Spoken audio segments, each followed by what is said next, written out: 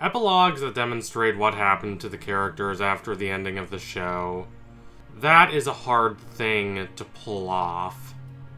Now, it can be done.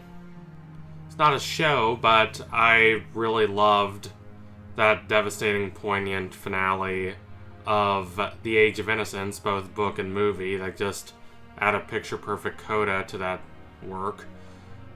I really love *Halt and Catch Fire's ending, where we see where all those characters end up, which seems very organic to who those people are, and actually feels like a necessary epilogue.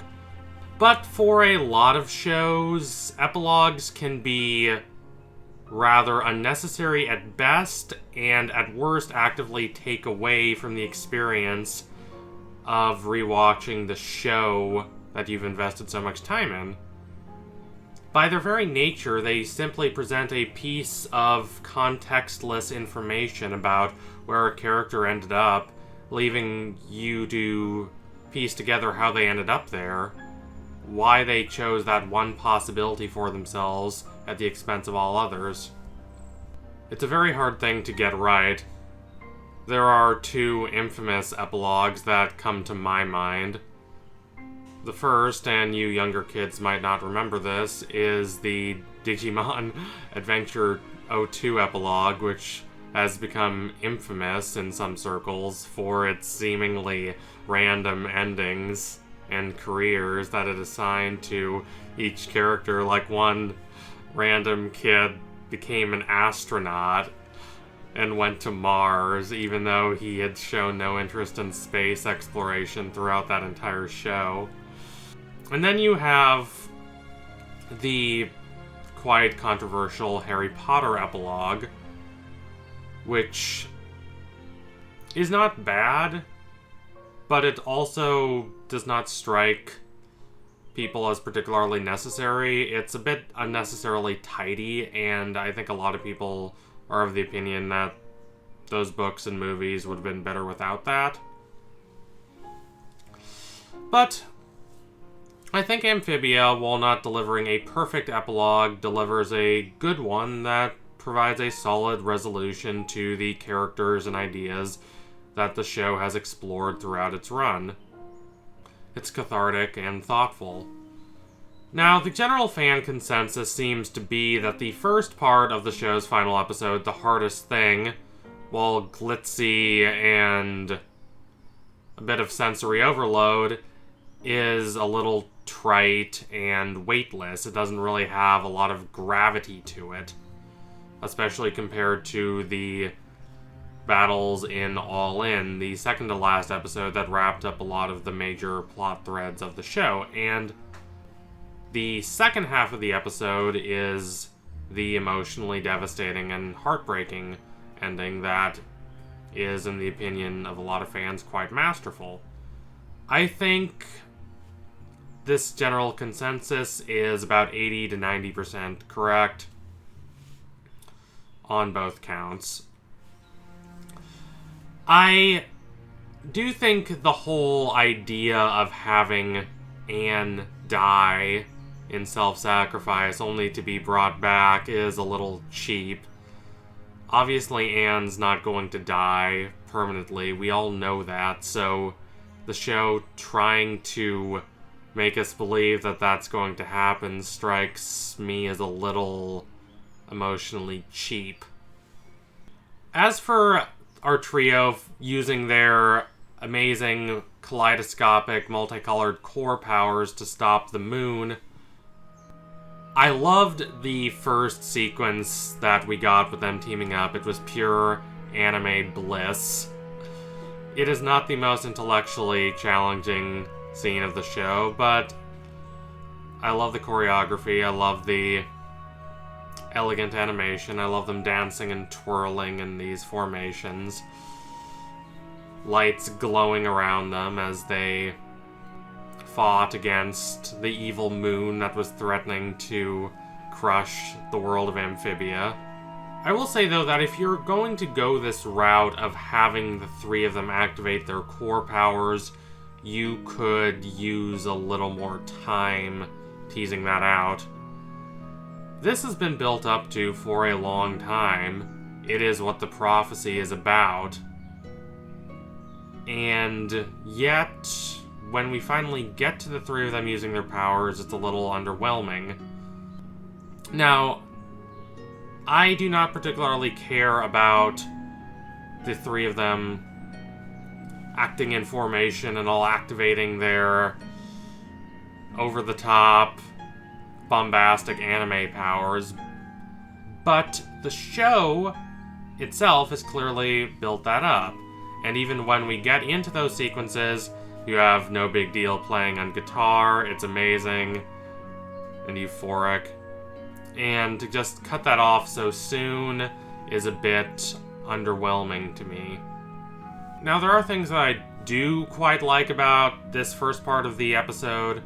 I love Andreas finally committing himself to going against the core, going against the will of his father and the past monarchs of Amphibia, who influenced him to such a degree that he destroyed his closest friendships and his hope of changing himself and his kingdom for the better for 1,000 years. He makes a clear and concrete choice that makes the turn in his character feel much more grounded. I like that. But honestly, everything else in the first half of this episode could have been cut with little long-term consequences on the overall emotionality of the show, which is a problem. Now, I know a lot of people also have issues with the sequence after Anne dies, when she basically goes to some sort of afterlife and is confronted by an ethereal godlike figure who offers her the ability to replace him, and she says no, and they have some philosophical discussions. Now, like a lot of people, I've seen scenes like this before. Abstract philosophizing is not Amphibia's strength, but I don't know, I like the world that the show built for these scenes to take place in. It's this soothing, yet imaginative and a little melancholy mix of fairy tale, soft warmth, and cold cosmic wonder. It reminds me a lot of the starship that Rosalina has in Super Mario Galaxy, of all things. That same softness, that same wonder, that same quiet melancholy. I like the design of those scenes, though, again, if you cut them and devoted more time to exploring the trio's complicated feelings about leaving Amphibia, I would probably say that's a good move. Because we really don't get a lot of that, which is a shame, because the three of them having these conflicting feelings about returning to Earth is a major idea that drives Season 2.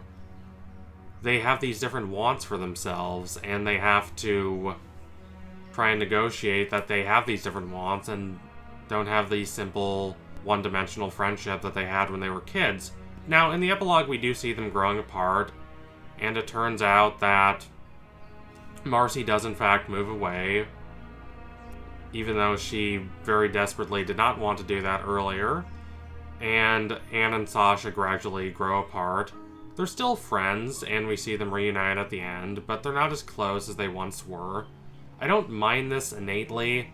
I've seen some people call this a mature and realistic ending, and to a certain extent it is. But we have to think about whether this is the right ending for the show, and that is a question I am much less certain as to how to answer. So much of the show has been about these three trying to reassemble their friendship. They've been apart for most of the series. They've been struggling to come back together and try and rebuild a better version of the friendship they once had. So the epilogue emphasizing how they grew apart, while it seems realistic and sensible, is a bit converse to a lot of the ideas that the show has been pushing for its entire run. And we still get the three of them just seemingly without question deciding that they should all leave Amphibia and never return, which is a little blithe and a little oversimplistic to me. Anne is not just leaving behind her frog family, she's leaving them behind forever, and while there are a lot of tears,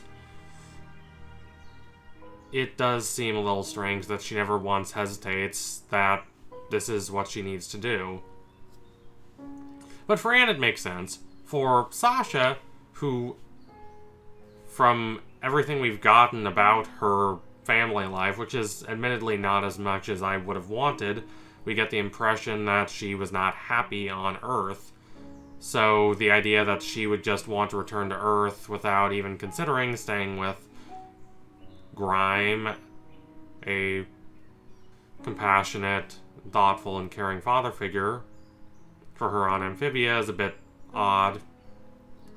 Marcy basically just gets neglected this entire episode, and I have a big problem with that.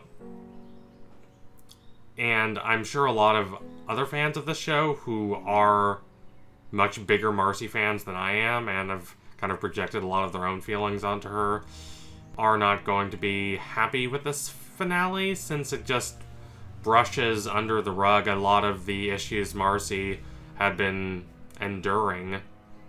We don't get to see her really talk about why she did what she did, or her longing to stay on Amphibia and her antipathy toward staying on Earth. We don't even get to see her really process what she went through in terms of being possessed. We've gotten very little Marcy this entire season, especially relative to her importance in the narrative, and I think that was a pretty big mistake on the part of the show. She was quite resentful toward her parents, and so desperate to not return to Earth that she was willing to not just trap herself and her friends on a fantasy world, but not want to return back home even after she had been on this world for a good half year. Having her just decide, oh, I was so selfish for wanting to come here and bring all my friends here, I should go back home, just seems like it undercuts a lot of the more messy, murky complexity that made Marcy's character so compelling to start with. It wasn't simple and it wasn't straightforward, and I think they've kind of cut off a lot of those more interesting and complex elements of her character in Season 3. But I don't want to be too negative. There's a lot I really like about this epilogue. I like what happens to all our characters. Polly grows up, Sprig becomes an adventurer and still keeps Anne close to his heart. We see Sasha become a therapist of all things, which is interesting and a compelling choice for her. Anne works with frogs. Anne has one that looks a lot like Sprig and that she named Sprig, which might be predictable, but it works well for her character. Marcy becomes a webcomic artist and seems to be doing pretty well for herself. I would have thought she would have become some prestigious scientist or engineer, but considering how Brawley very much based her on himself in a lot of respects, as he was the Marcy of his friend group, it does make some sort of sense. So I don't really have a problem with any of these ending points for our characters. I think the epilogue does a good job of providing a sort of resolution. The ending is bittersweet, there's a lot of farewells. The emphasis on change is well done. There's a necessity to grow, to evolve, to become a different person than you were and not be stuck clinging to the past, and I think that's well done. while I do wish that the show had spent more time exploring the implications of the three of them growing apart, or especially the three of them just deciding to leave Amphibia forever, I think the ending is mostly cathartic and satisfying. It carries that emphasis on change that is really at the heart of the show, and the reason broadly is said why it focuses on frogs in the first place, because they do change so much, all the way to the show's finale. We're not set in stone in terms of our identities. We can become whoever we want. We can constantly find ourselves in a process of change, and only the fool cuts themselves off from that. The ending is a cathartic and satisfying testament to that idea of the strange and beautiful ways that change can have us grow apart and come back together. It's the ending the show deserved, if not a completely perfect ending. So thank you all for watching. If you liked what you saw today, don't forget to like, comment, and subscribe. Donate to my Patreon if you can, and you want to see more videos like this before anyone else. What did you think of the Amphibia ending, and what happened with our trio growing apart? I have so many more thoughts that I couldn't fit in even to this long video, so I will probably be making another video about this at some point, but I really hope you all enjoyed the show. I have no regrets for all the time I spent with y'all watching this and talking about it. It's been a deeply satisfying experience for me. Anyway, tune in soon for my next analysis. It will be coming soon. Thank you all again. Adios, comrades.